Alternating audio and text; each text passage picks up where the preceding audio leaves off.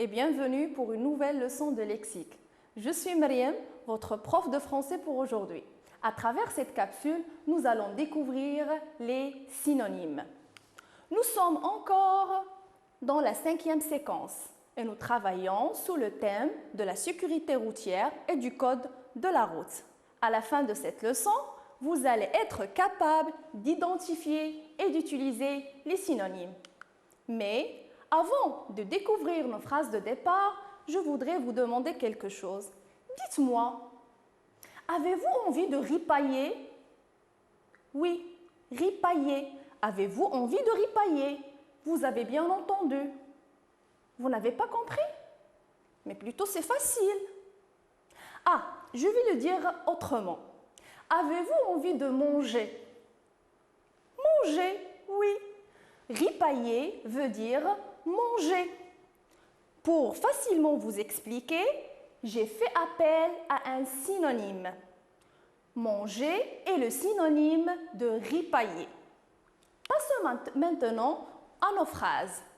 Je vais lire et vous allez écouter attentivement, car à la fin de cette lecture, je vais vous poser quelques petites questions pour m'assurer que vous avez bien compris. La première phrase. La voiture roule sur la chaussée. Le port de la ceinture de sécurité est indispensable. Le port de la ceinture de sécurité est nécessaire. Il est interdit de stationner au milieu de la chaussée. Il est défendu de stationner au milieu de la chaussée. Je vais reprendre la lecture encore une fois. Les voitures roulent sur la chaussée.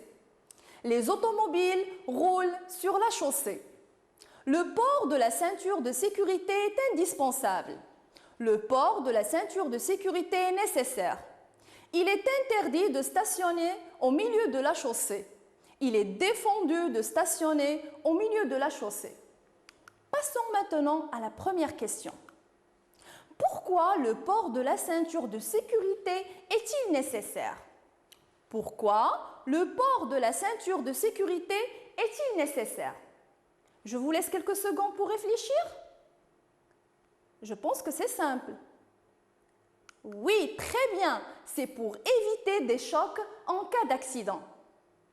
Passons à la deuxième question. Pourquoi est-il interdit de stationner au milieu de la chaussée?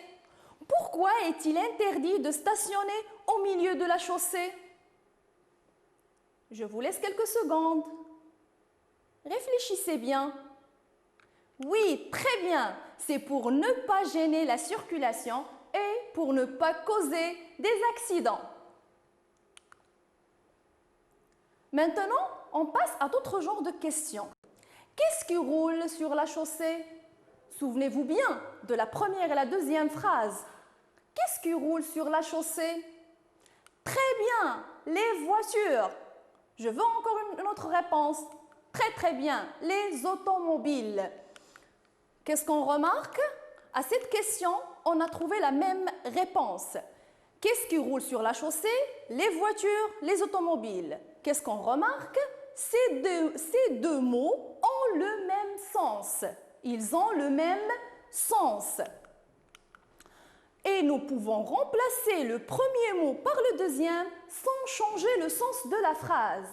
Ce sont deux synonymes. Les voitures et le synonyme de les automobiles. Très bien. Une autre remarque. Regardez bien les voitures. Les voitures, quelle est sa classe grammaticale? Est-ce que c'est un verbe? Non. C'est un adjectif? Non plus. Très bien, c'est un nom. Très bien, c'est un nom. C'est un nom commun. Très bien, les voitures est un nom commun. Les automobiles, la même chose. Les automobiles, c'est un nom commun. Qu'est-ce qu'on remarque? On remarque que les deux mots synonymes ont la même. Les automobiles sont deux synonymes qui ont le même sens. Ils ont le même sens, sont deux mots qui ont le même sens et qui ont la même classe grammaticale. Passons à une autre question. Que peut-on dire du stationnement au milieu de la chaussée? Que peut-on dire du stationnement au milieu de la chaussée? Très bien, il est interdit, il est défendu. C'est ce qu'on a vu dans la troisième et la quatrième phrase de départ. Pour répondre à cette question, on a trouvé deux réponses possibles. Il est interdit, il est défendu. Ce sont deux mots qui ont le même sens. La phrase n'a pas changé de sens, même si on a remplacé le premier mot par le deuxième. Alors, interdit est le synonyme de défendu. Et on a la même remarque de la classe grammaticale. Interdit et défendu sont de la même classe grammaticale. Qu'est-ce qu'on déduit? Que les mots sont synonymes quand ils expriment la même idée, la même personne, la même chose et qui ont la même classe grammaticale.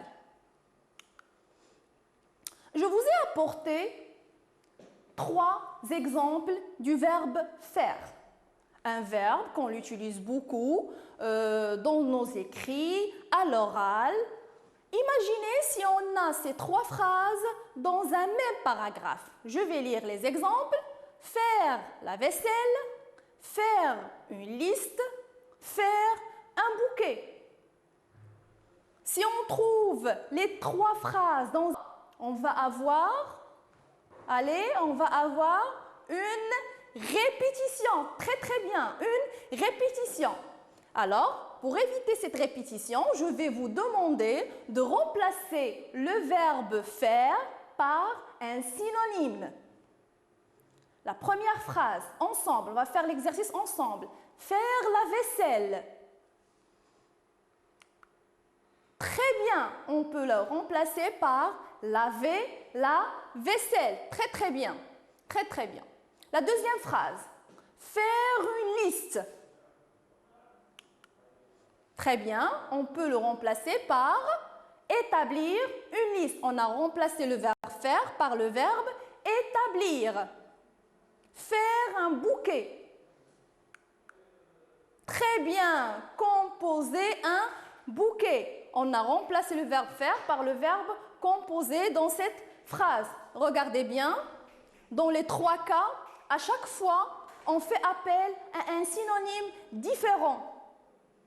On dit que le synonyme est choisi selon le contexte. Très bien. À la fin de ces phrases, qu'est-ce qu'on peut dire sur les synonymes? Il sert à faire quoi, les synonymes? Très bien, il sert à éviter une répétition. Et n'oubliez pas, le choix des synonymes, c'est selon le contexte de la phrase. On prend l'exemple suivant. Regardez la phrase. Ce pays est beau. Essayez de remplacer l'adjectif beau par un autre synonyme. Très bien, on peut dire ce paysage est magnifique. Ce paysage est splendide. Ce paysage est merveilleux. Très très bien. Vous avez remplacé l'adjectif beau par 3 autres adjectifs. On a ici 3 mots. Ils ont la même signification, mais ils sont très bien, ils sont de plus en plus forts. C'est de plus en plus intense. Très très bien. Ça sert à exprimer quoi? Très bien, ça sert à exprimer des nuances. Les adjectifs, ou plutôt les mots qui ont la même signification, peuvent avoir des nuances différentes. On peut dire que le synonyme dans ces cas, les synonymes servent à exprimer des nuances. À retenir, qu'est-ce qu'on peut dire sur les synonymes? Ce sont des mots. Des mots sont synonymes lorsqu'ils désignent la même chose, la même personne, la même idée et qu'ils sont de la même classe grammaticale. Un mot peut avoir plusieurs synonymes. Le sens de la phrase nous permet de trouver le synonyme qui convient, selon le contexte bien sûr. Et on utilise des synonymes pour éviter la répétition ou pour exprimer des nuances. Reprenons, n'oubliez pas que les synonymes, ils ont le même sens, la même classe grammaticale, on les choisit selon le contexte et ça sert pour éviter la répétition et exprimer des nuances. Avant de vous dire au revoir, je vais vous demander de faire quelque chose à la maison. Qu'est-ce que vous allez faire? Vous allez essayer de concevoir votre propre dictionnaire de synonymes que vous allez compléter au fur et à mesure tout au long de votre apprentissage du français. Qu'est-ce qu'il me reste à vous dire maintenant? Au revoir et à la prochaine séance. Merci.